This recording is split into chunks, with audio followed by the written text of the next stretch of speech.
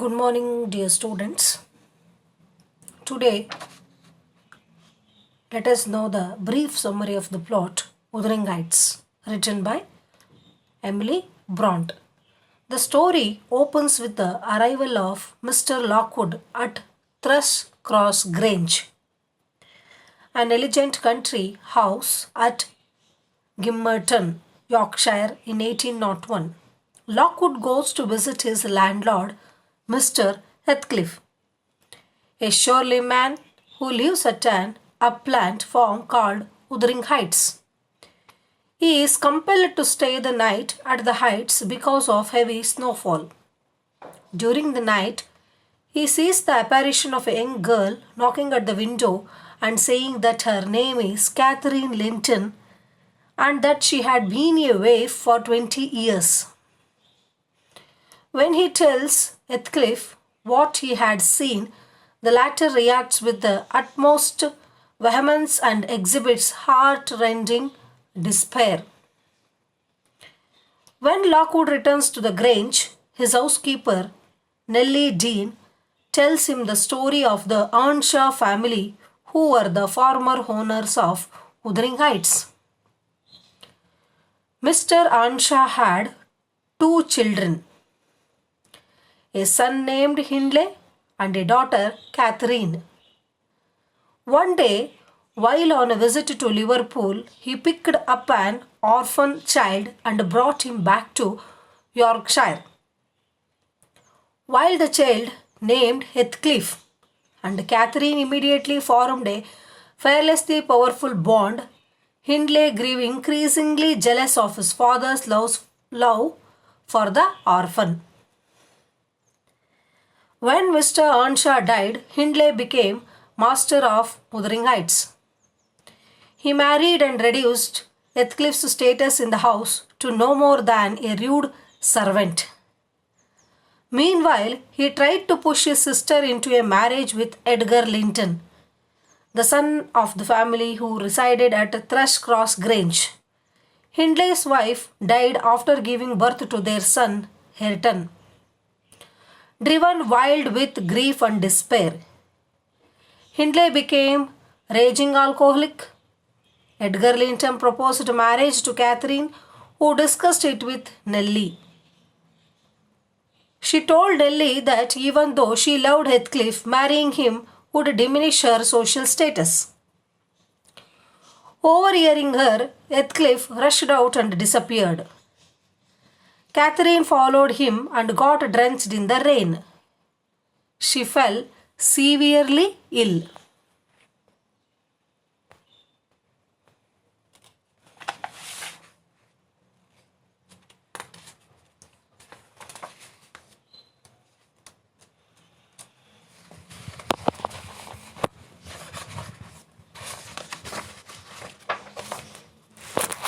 And after 3 years, from the time of Heathcliff's disappearance, she married Edgar. She went to live with him at Thrush Cross Grange, of which Edgar, upon the death of his parents, had become master. Eventually, Heathcliff reappeared, transformed into a rich and educated man. He established himself at the heights where he pushed Hindley further towards ruin by gambling with him. Hareton, without the care of any loving figure, had become barbaric in his behavior. He was further encouraged to be more uncouth by Heathcliff. While Edgar grew more and more jealous of Catherine's obvious bond with Heathcliff, his sister Isabella became infatuated with Heathcliff. After a furious altercation between Edgar and Heathcliff, Catherine locked herself in a room. When after 3 days Nellie entered her room, she found Catherine in a delirious state. She opened the window and pushed her head out into the icy wind. In her feverish state, she was convinced that only in death would she be united with Heathcliff. She fell badly ill. Edgar was so concerned for her health that he did not think too much about his sister eloping with Heathcliff. Catherine recovered but remained weak in part because of her pregnancy. Heathcliff and Isabella returned to the Heights, from where Isabella wrote a letter to Nellie complaining of the desolation of the place. When Nellie went to visit her, she realized that Heathcliff detested Isabella and loved only Catherine to the point of obsession. Nellie arranged a meeting between Heathcliff and Catherine, and they wept and embraced each other. Edgar interrupted their reunion, and Catherine lost consciousness soon after. She died while giving birth to a daughter, Cathy.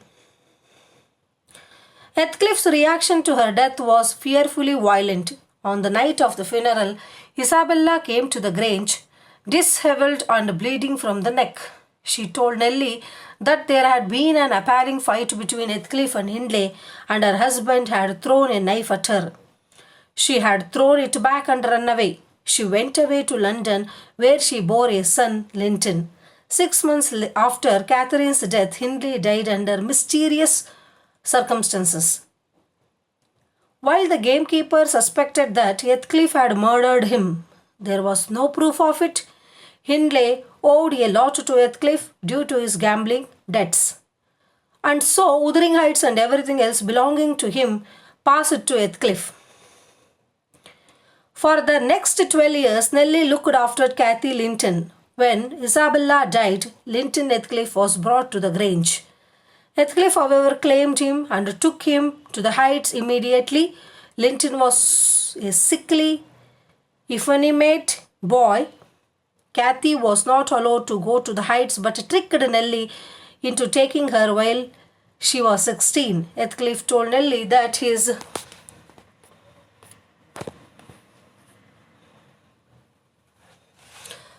eventual plan was for Linton and Cathy to marry. He didn't think that Linton would live long and he would stand to be master of both Wuthering Heights and Thrushcross Grange.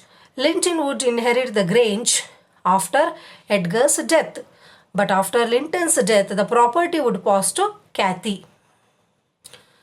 Edgar prohibited Cathy from visiting the Heights, but she began a clandestine correspondence with Linton. Nellie found out about it. She immediately stopped it. Heathcliff managed to persuade Cathy to visit the Heights again, even though because of her father's illness, she went rather reluctantly. When Nellie fell ill, Cathy secretly visited the Heights a number of times in response to a letter from the Linton.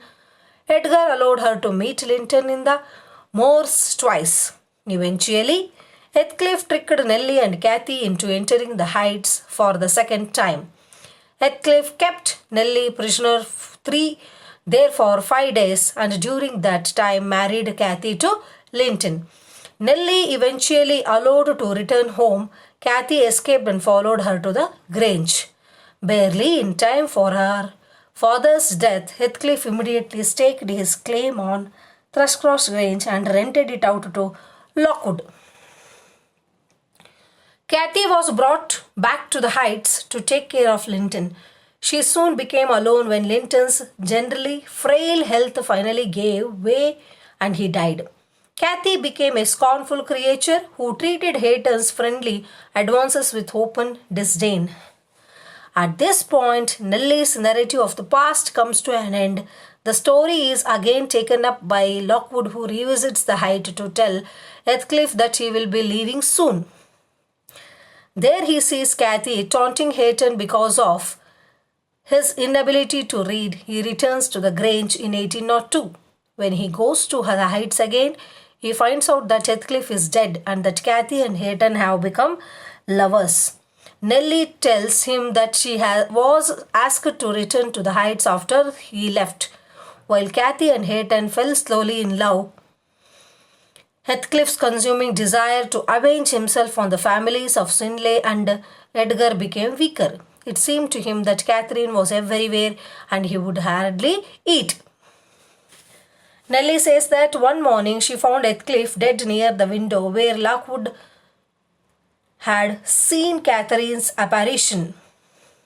According to the villagers, the ghost of Heathcliff and Catherine can be seen around the Heights. The story closes with Lockwood returning home. On his way, he notices the graves of Edgar and Heathcliff with Catherine's between them. This is the brief summary of the novel Wuthering Heights. It's a triangle love story between two people and also the revenge between two families, in that the main character plays a major role in the novel is Heathcliff, who became the owner of the both families. One is Wuthering Heights, another one is Thrush Cross Grange. Thank you.